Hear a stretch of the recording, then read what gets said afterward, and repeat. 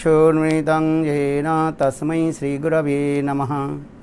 गुरवे गौरचन्द्राय राधिकायै तदालये कृष्णाय कृष्णभक्ताय तद्भक्ताय नमो नमः।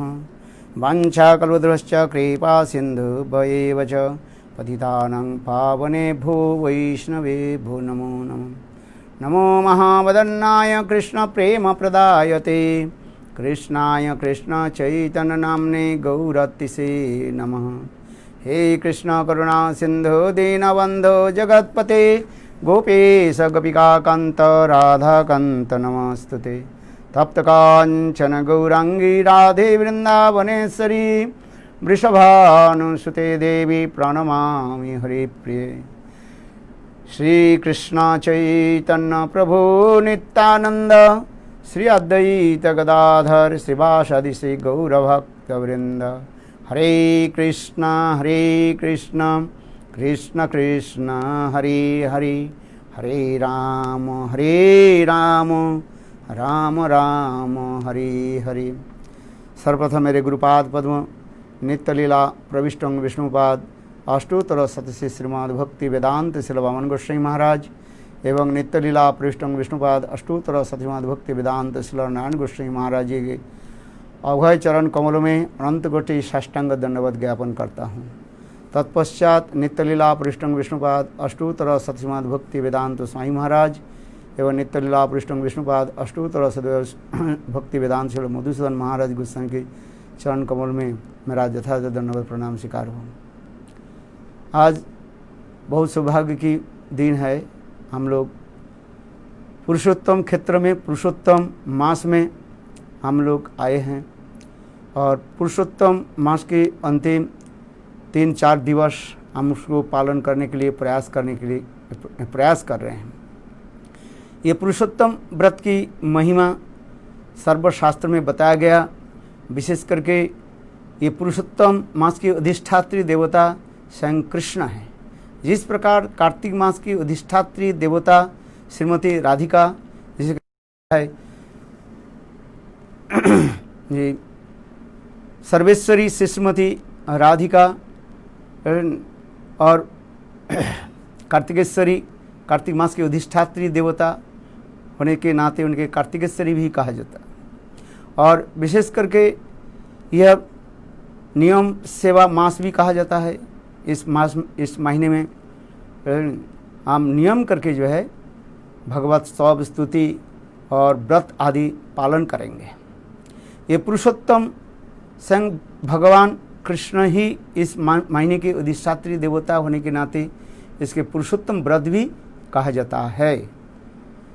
इस हर साल नहीं आती है। जैसे कार्तिक व्रत हर साल आ जाती है, किंतु ये करीब दो साल करीब 8 महीने कुछ दिनों के बाद जो है ये आती है। इस पुरुषोत्तम व्रत के पालन करने से स्वयं कृष्ण प्रसन्न होते हैं। शास्त्र में लिखा गया ये पुरुषोत्तम व्रत पालन करने से स्वयं राधा जी प्रसन्न होती है और कार्तिक व्रत पालन करने से राधा जी प्रसन्न होती है। इसलिए शास्त्र में कहा गया राधा जी के यदि प्रसन्न करना है तो नियम सेवा व्रत यानी यह पुरुषोत्तम व्रत के पालन करना पड़ेगा। यह पुरुषोत्तम व्रत पालन करने से विशेष करके पुरुषोत्तम क्षेत्रों में यानी जगन्नाथपुरी में रह करके कोई यदि पुरुषोत्तम व्रत पालन करे अति अवश्य ही उनको जो है प्रेम भक्ति प्राप्ति होगा। इसलिए शास्त्र में लिखा गया ये पुरुषोत्तम क्षेत्र में विशेष करके 5 तीर्थ जो है पंचतीर्थ पुरुषोत्तम क्षेत्र में पंचतीर्थ में रहना चाहिए। वो पंचतीर्थ के बारे में कहा गया मार्कंडो अवडेयो अकृष्णे रोहिण्ये महाददौ इंद्रदुम्ने नरस्नाता पुनर्जन्म न विद्यते। कहा दे पहले क्या मार्कंडेय अवटे अर्थात मार्कंडेय सरोवर में, अकृष्ण अर्थात श्वेत गंगा में, और रोहिणी अर्थात रोहिणी कुंड में, और महादधौ यानी महासमुद्र में है, और इंद्रदुम्न ये 5 तीर्थ में स्नान करने से जीवों के पुनर्जन्म नहीं होता है। इसलिए इस पुरुषोत्तम क्षेत्र में पुरुषोत्तम मास में रह करके यह तीर्थ आदि में स्नान, हरि कथा, विशेषकर तीर्थ महिमा कीर्तन करने से जीवों की परम कल्याण होता है। ये 5 तीर्थ के बारे में विशेष रूप में कहा गया, चक्र तीर्थ के बारे में कहा गया। यह चक्र तीर्थ जो है ये मंदिर से जो है करीब 1 क्रोश दूरी बलगंडी नल के पास और बंकिम मोहना के तीर्थ के में ही चक्र तीर्थ अवस्थित है। निकट में बंकिम मोहना और बलगंडी नला, इस स्थान में दारू ब्रह्म आकर के प्रकट हुए। 4 जो दारू ब्रह्म आया और उसमें विशेष करके शंख चक्र गदा पद्म के चिन्ह था, उसके द्वारा ही इंद्रद्युम्न महाराज ने यह विग्रह के बनाया।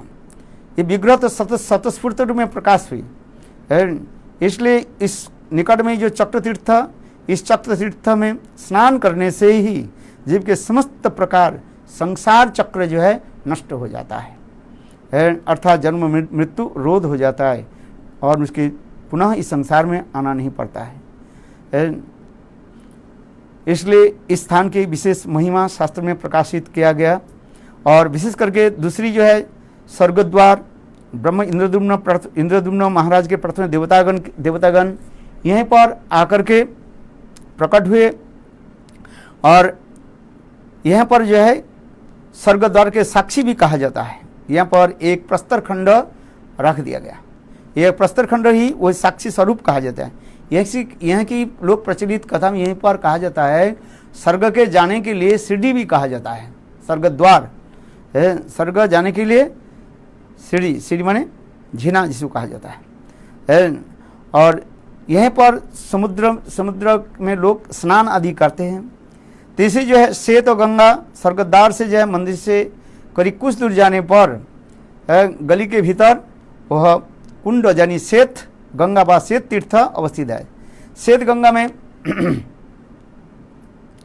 स्नान करने से जीव पुनः संसार में नहीं आते और उसकी जो गंगा माता मठ वहीं पर विराजमान है। यहाँ पर शास्त्र में वर्णन किया गया।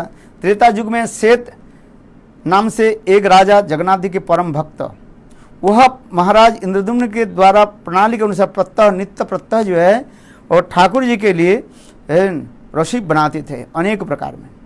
एक दिन प्रातःकाल में जगन्नाथ की पूजा में देखा क्या, देवता के द्वारा अनेक प्रकार हजारों प्रकार के जो है उपहार जगन्नाथ जी के सामने रख दिया। तब राजा विचार करने लगे, ये देव दिव्य उपहार तो जगन्नाथ ग्रहण करेंगे, मेरा क्षुद्र उपहार कैसे भगवान ग्रहण करेंगे।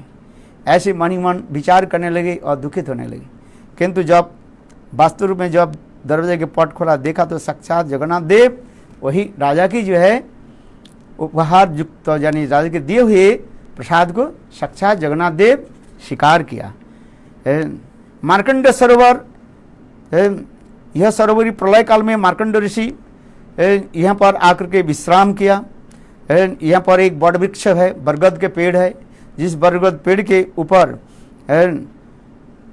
और स्वयं काकभूषण भी विराजमान है और स्वयं भगवान जो है लीला करते हुए प्रलयकालीन लीला में प्रलय बारी में जल में तैरते हुए एक बरगद के पत्र के ऊपर सोए हुए और यहाँ पर आकर के विराजमान हुए।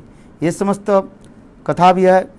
और चौथी जो है इंद्रद्युम्न सरोवर है, गुंडीचा मंदिर के निकट ही इंद्रद्युम्न सरोवर है। उत्कलखंड के अनुसार महाराज इंद्रद्युम्न यहाँ पर अश्वमेध यज्ञ, गोदान और अनेक प्रकार जो है पुण्य कर्म आदि किया था। शास्त्र में कहा है इंद्रद्युम्न सरोवर में स्नान करने से जीवों की सर्व पाप नष्ट हो जाता है, अंत में समस्त प्रकार भोग सुख आदि प्राप्त हो जाता है। धर्म अर्थ काम मोक्ष उनके हाथ में अपने आप आ जाता है।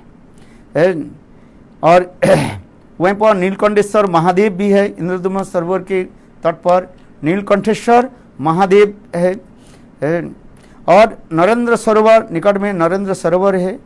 ये समस्त कथा बहुत शास्त्र में वर्णन किया गया। ये पुरुषोत्तम क्षेत्र में रह करके भगवत नाम कीर्तन करना चाहिए। इसलिए हम लोग के सौभाग्य है भगवान कृपा करके इस पुरुषोत्तम क्षेत्र में रहने के लिए स्थान दिया है। इसलिए इसी कथा को यहाँ पर मैं विराम देते हुए वंशाग्र कृपा सिंधु वे वच पतितानां पावने भो वैष्णवे भो नमो।